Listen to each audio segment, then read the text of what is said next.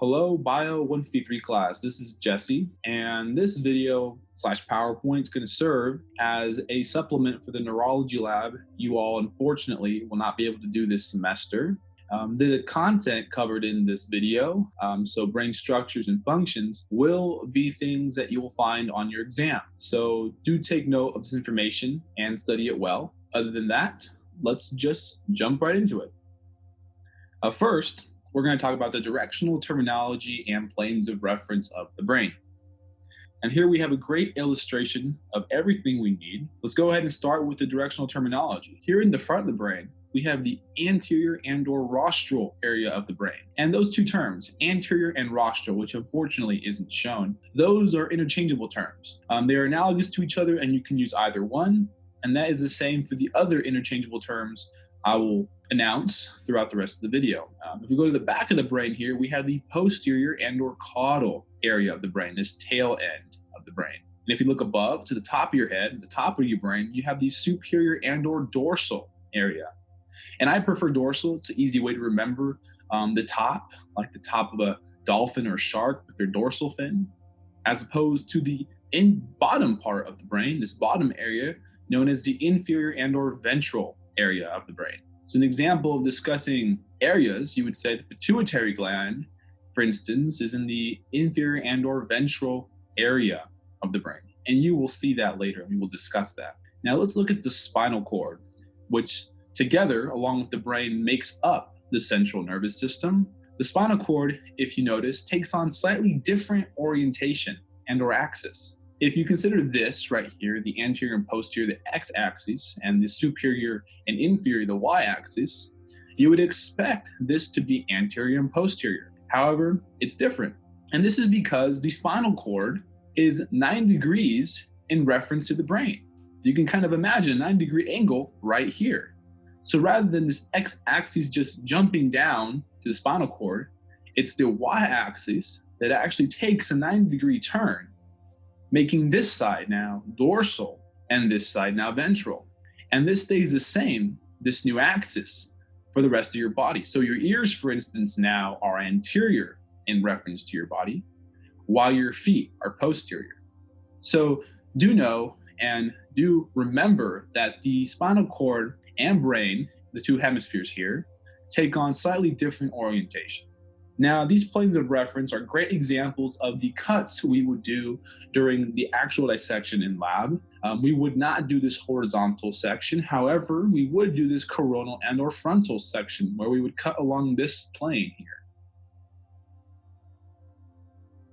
And we would see exactly this, but I'd like to focus on the new terminology, medial and lateral. Medial, I like to remember that as the middle components, the middle structures, the middle view of the brain or respective area of the body. And the more left or right you go from there, you get more lateral. This is the same here for this mid-sagittal cut, where we would cut along this plane of reference and see this perfect middle section or medial section of the brain. And again, we see this same terminology that helps orient ourselves. And fun fact, if you want to do a more sagittal cut, you would do a parasagittal cut and see a more lateral area of the brain. Once again, we have medial and lateral shown for the spinal cord, which takes on the same directionality.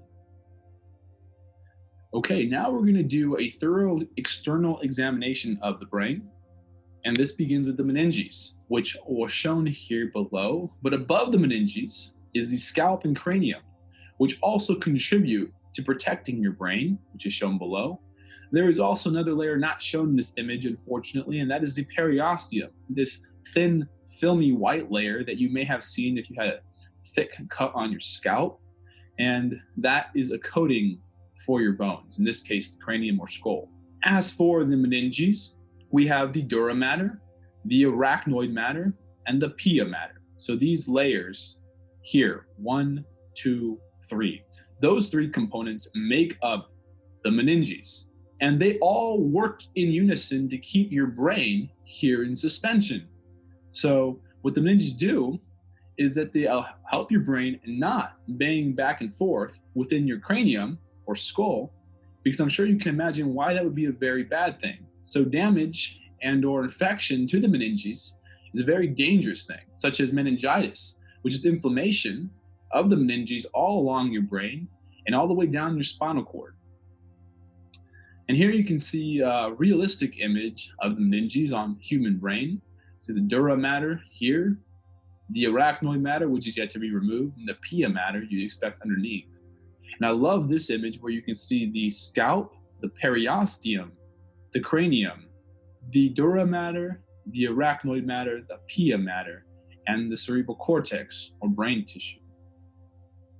Well, here we have the cerebral cortex, which is part of the forebrain, as well as two different views of it, a superior and or dorsal view of a sheep brain.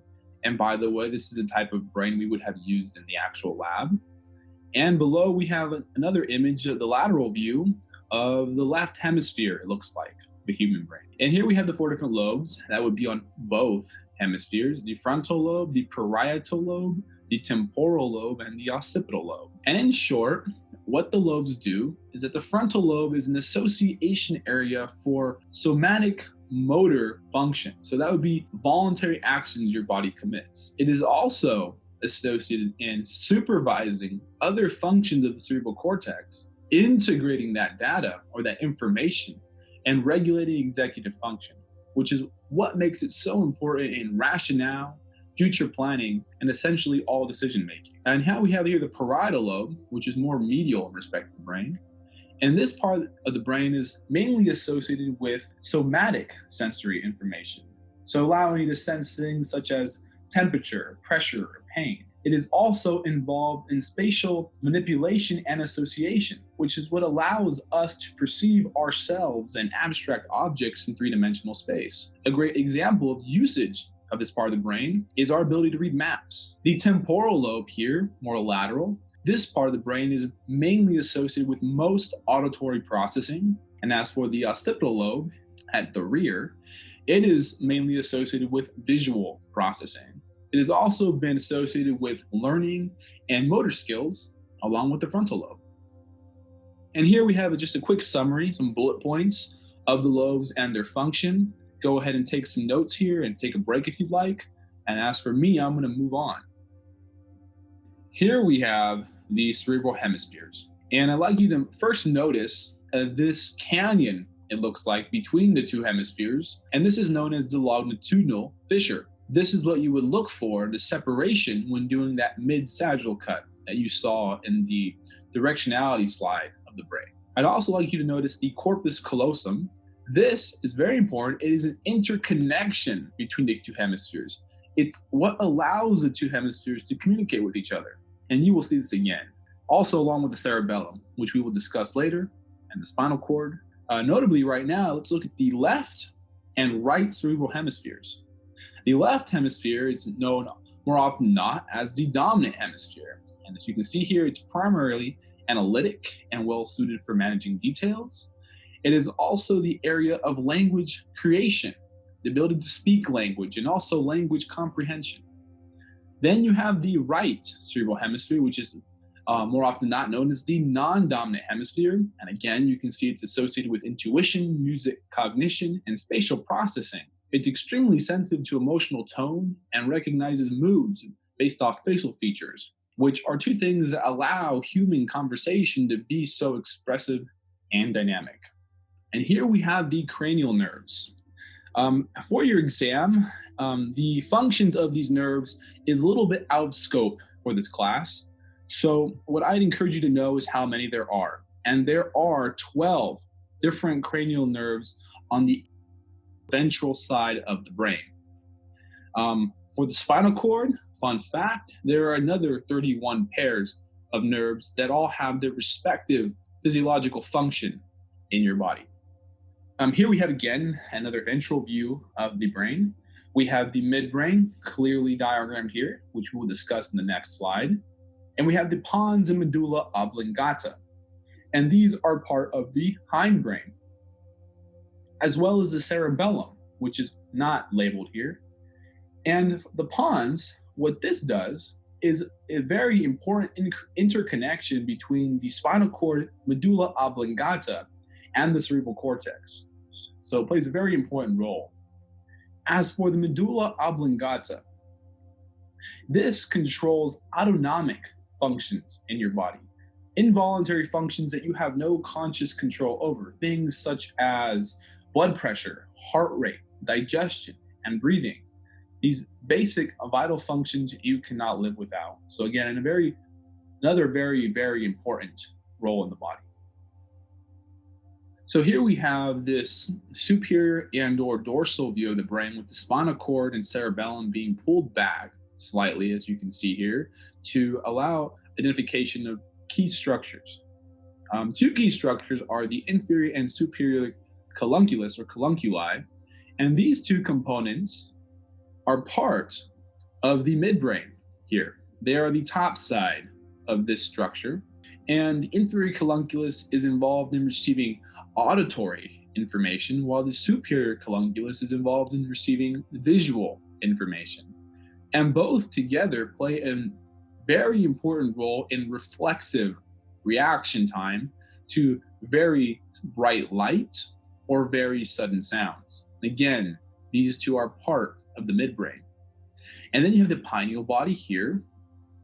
And this will be discussed later, along with the fourth ventricle, which is shown here. And this is part of the ventricular system, which we will also talk about later. And then you have the cerebellum, which all in all controls body coordination and bodily movement. So a very important part of your brain with complex function. And moving on now to the quick summary of the two. Again, here I've listed the cerebellum, pons, and medulla oblongata, which are all part of the hindbrain, and the superior and inferior colunculus or colunculi, which are part of the midbrain. And now we'll go into an internal examination of the brain.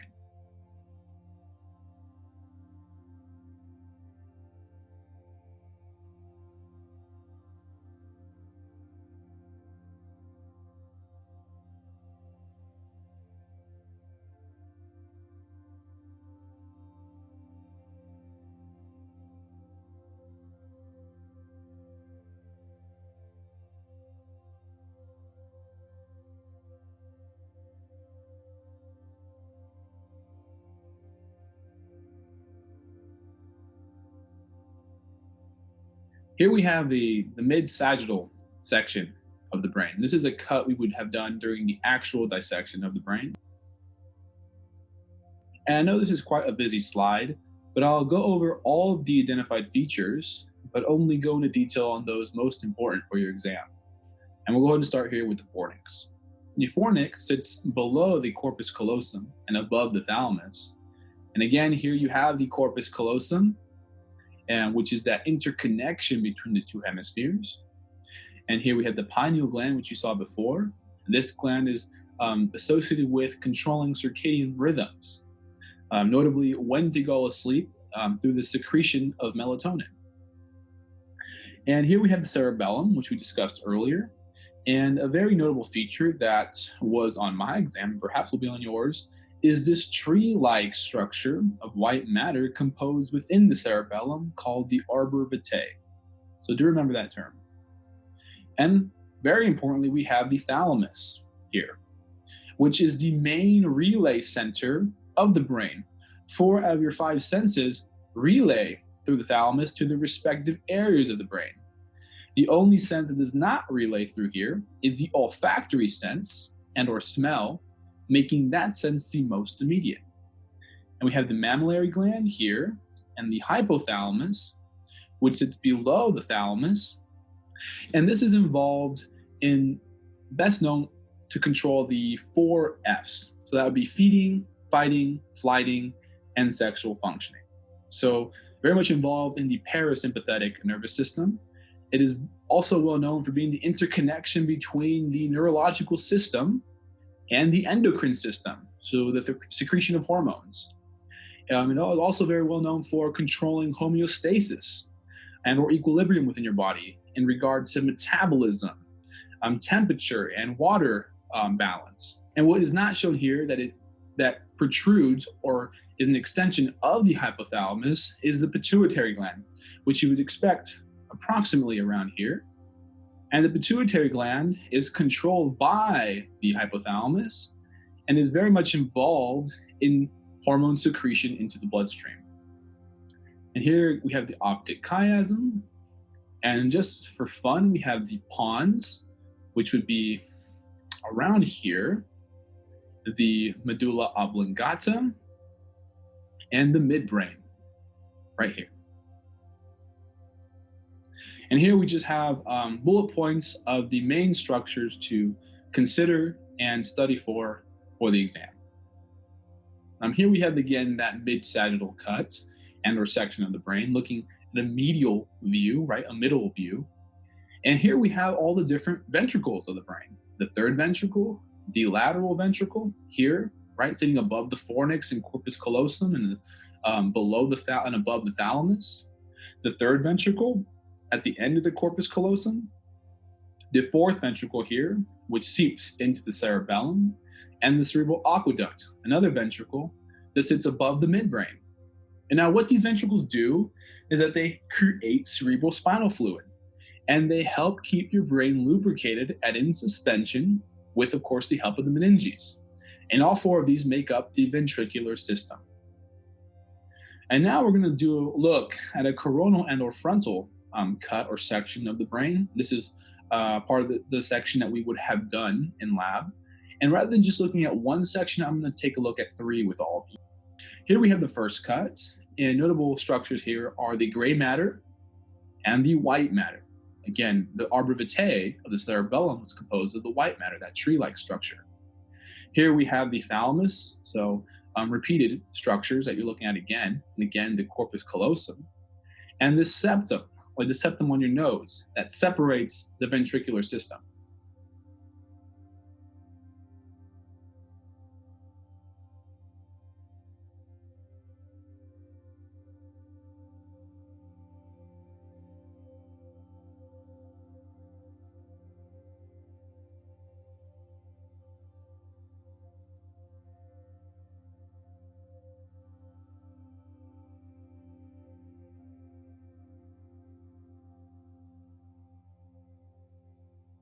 Okay, and here we have the other two cuts, number one and number two, again, with frontal perspectives. And you can see other key features. Here you can see the thalamus for its girth, its actual true size, rather than just looking at it at a medial view. Now you can see how it extends laterally into the brain. And we have the hippocampus, which sits adjacent to the thalamus. And the hippocampus is involved in storing long-term memory. So it's a very important part of the brain. And at the end of the hippocampus, which is not quite shown here, is the amygdala. And the amygdala is involved in aggression, anger, and pain. And here we have the fornix. And the fornix helps communication via the hippocampus to other parts of the body and or limbic system. And here in the cut number three, we have the midbrain. And you can see the cerebral aqueduct that you before sat sitting above the midbrain actually runs through it. Okay, finally, we're going to discuss the spinal cord. Okay, and here we have the spinal cord. This is an image taken directly out of your lab notebook. Again, I posted this reference for directionality and, of course, terminology, as you can see. So do take note of this. But I will discuss four of the most important features on this image, starting with the gray and white matter, which you saw uniformly also in the brain. And here is the spinal cord. We have the gray matter and we have the white matter. Now, the distinction between the two is that the gray matter is composed of myelinated axons of cell bodies, while the white matter is composed of unmyelinated axons. Now, if you know of an axon as a component of a neuron, so that's dendrites, the cell body, and the axon. And in short, what myelination does to the axon, I would think of it as like the fast forward button. It increases the speed in which a signal is sent in the body. And there will be another video discussing action potentials of the axon, how messages or signals propagate through the axon, and myelination will be discussed in more detail. And here we have the sensory neurons and motor neurons that sit within this dorsal root and ventral root. Again, that terminology, you see it again and again. As for sensory neurons, they are also called afferent neurons. And I always like to think of afferent like arriving neurons, because signals and arrive via the sensory neurons. So for instance, if I touched a very hot cup of coffee, that sense, that signal would go from my fingertips and relay through here and arrive at my spinal cord or my central nervous system. As for the motor neurons, which are also called efferent neurons, I always think of efferent as exiting, is where signals leave the central nervous system. So for instance, if I wanted to kick a soccer ball, a signal would leave my central nervous system to my leg to kick that soccer ball. And these neurons, they live within these dorsal and ventral roots, okay? And here we have the ventral horn and dorsal horn, right? These characteristics of the gray matter. And you have this dorsal root ganglion, and you have this sensory neuron soma, and soma means body. So this is just showing a cell body within this ganglion. Here we have a very realistic image of the spinal cord. Again, you can compare the features you can see obviously here with the animated image before. And again, I have summarized the 4 main components you should know for your exam. And this is also in your lab notebook. Other than that, everybody, I hope you all enjoyed, and I hope you are all safe in light of the global pandemic. And man, I see you all next semester. So again, have a great semester. Catch you all later.